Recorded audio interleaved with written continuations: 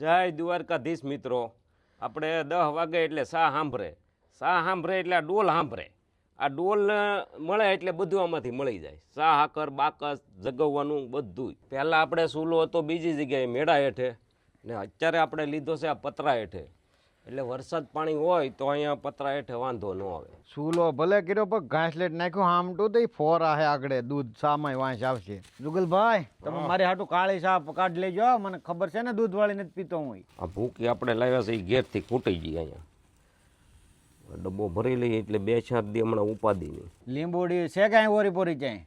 હવે લીંબુડીના પાન તો નથી કાંઈ નહીં, હવે એમને કાળી બનાવી નાખો. હાલો હવે અમારા આપલખણાએ દૂધવાળી સા બંધ કરી, હવે કાળી સા શરૂ કરી. એક તો હાંસવો પડે ને પાછા નખરા વધી જાય.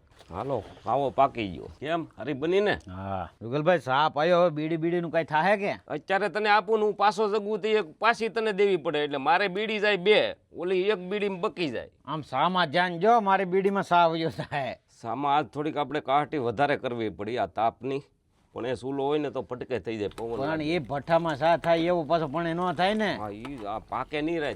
આ ભઠ્ઠાનો સા કહેવાય. આપણે વાડીના સામાં મસાલો ન નાખવો પડે એટલે એને 18-1 ની સા કહેવાય. હાલો ચાય પાણી નાસ્તા પાણીના ટોકન લઈ લો સુરેશ વાલો. હાલો ભાઈ સા લઈ લો બધાય. સા રમભાઈ વાર લાગી પણ પાકી એમ. હા ઈ તો કેમ ભઠ્ઠાની સા પાકે હારી. પીધે રાખો તમે તો પીધે રાખો. લ્યો બીજી ફેરું ઠપ કરો. આ જો રબેકી ભરી ના ક હામાં જ હોય આ ભૂકીમાં જો આમ આંગળીએ દબ્બો આંગળીએ આંગળીએ.